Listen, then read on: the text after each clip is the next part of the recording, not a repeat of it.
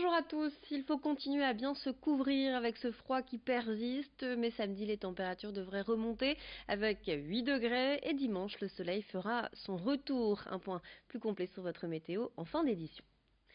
Et avec cette vague de froid, la situation des migrants est encore plus alarmante. Le préfet du Pas-de-Calais a annoncé hier soir des solutions d'hébergement d'urgence. Les migrants peuvent passer la nuit dans des tentes installées dans des hangars chauffés.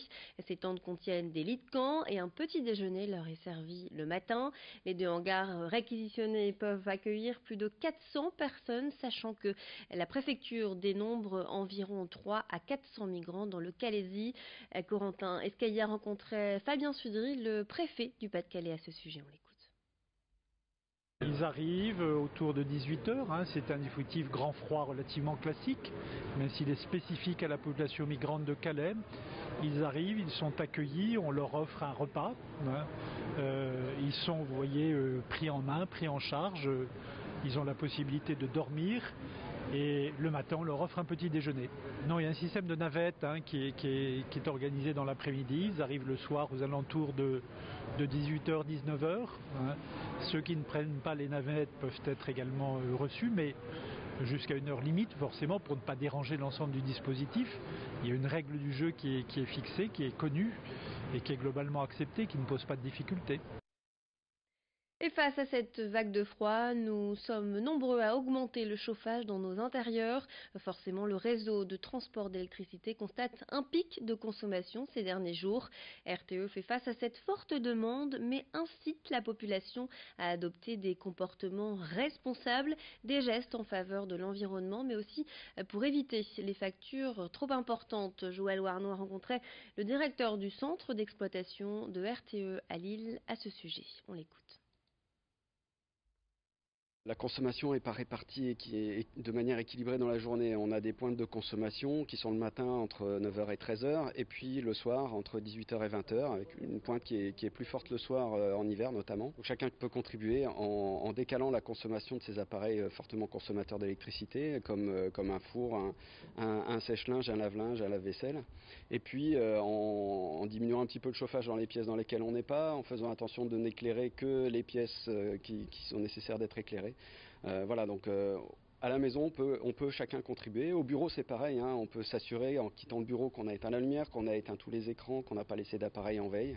Donc voilà, tout le monde peut contribuer à lisser la consommation dans la journée et au-delà de ça, même à diminuer globalement la consommation d'électricité. Il y aura un effet sur l'environnement et sur la facture. Le zoo de Fort-Mardic propose une immersion totale dans son univers animalier. Adultes et enfants peuvent devenir soigneurs pendant une journée. Les visiteurs exécutent toutes les tâches normalement réservées à ces professionnels. Reportage signé Louis Caillé.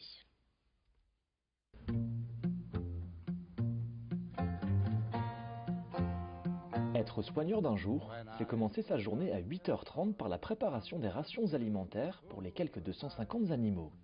Puis direction les enclos pour nourrir les pensionnaires, travailler avec eux, les soigner et enfin nettoyer leur habitat, comme le fait la dizaine de soigneurs du parc zoologique. Là, on va aller en training médical, donc avec Momo qui est à l'extérieur. Lula va faire le rôle on va dire de vétérinaire.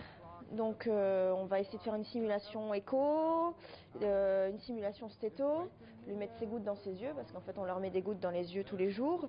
On verra comment Momo est réceptif, parce que ça reste sur la base du volontariat en fait, de l'animal. Si l'animal ne veut pas venir travailler, on ne va pas le forcer. C'est pas grave, on reviendra plus tard à une session, plus tard dans la matinée ou dans l'après-midi. On y va. T'as mis des gants, Lula ? Ouais, c'est bon.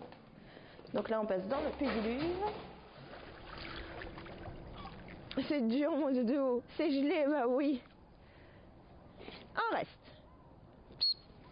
Lève-toi doucement, voilà. Momo, tu restes. On reste, tu avances. Momo, touche. Attends, je vais pas bridger. Encore. Oui. Là, je vais bridger. Super, doudou. Lula, élève en classe de 3e et habituée du zoo, est l'un de ses soigneurs d'un jour. Comme Lucie, elle souhaiterait faire de sa passion son métier. Donc, j'ai suivi les soigneurs, tous les soigneurs. Je suis allée dans plusieurs zones, donc ici dans la zone ferme et avec les phoques aussi. Donc j'ai fait des soins sur les phoques, c'est les faire semblant de leur passer la sonde, le stéto, tout ça. Et puis ici en ferme, j'ai donné à manger aux cochons d'Inde, aux lapins, et puis j'ai remis en place leur cage, tout ça.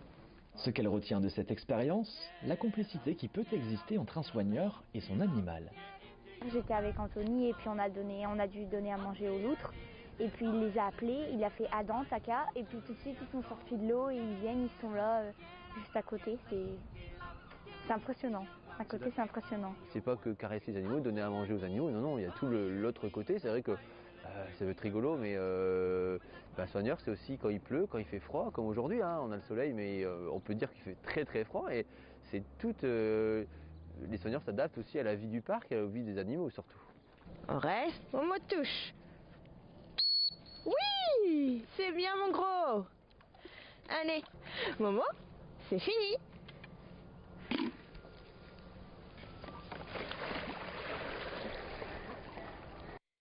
Et aujourd'hui, c'est la journée internationale des maladies rares. Les associations organisent des manifestations un peu partout pour parler de ces maladies qui touchent environ 3 millions de personnes en France, soit une personne sur 20. Edith Gunaï était place Riour à Lille ce matin au sein d'un village installé pour la journée. Elle a rencontré l'une des représentantes d'associations, elle-même atteinte d'une maladie rare. Je vous propose de l'écouter. Ces maladies rares sont très difficiles à diagnostiquer. Moi, j'ai eu la chance entre guillemets, d'avoir une arthrite, de rencontrer il y a des arthrites dans le gauche-crâne, mais il n'y a pas que ça, c'est une maladie générale, et d'avoir rencontré un rhumato qui y a pensé. Il faut tomber sur quelqu'un qui y pense. Et en général, oui, on compte bien entre 5 et 10 ans d'errance diagnostique avant d'arriver à... Bon, après, il n'y a pas vraiment, nous, on n'a pas de traitement curatif. On n'a que des traitements d'aide, hein, essentiellement de la corticothérapie. Donc moi j'ai adhéré tout de suite à l'association pour pas être seule justement. Moi si j'ai quelque chose à dire aujourd'hui c'est ça, c'est vraiment ne pas rester seule. Parce qu'avoir une maladie chronique c'est déjà isolant, mais alors une maladie chronique rare, là on se sent vraiment très très seul, très perdu. L'entourage ne comprend pas, les autres médecins ne comprennent pas, donc il faut vraiment se faire aider. Voilà, et vous pourrez retrouver l'intégralité de ces reportages sur notre page Facebook. C'est la fin de notre édition. Tout de suite, votre météo. Restez avec nous.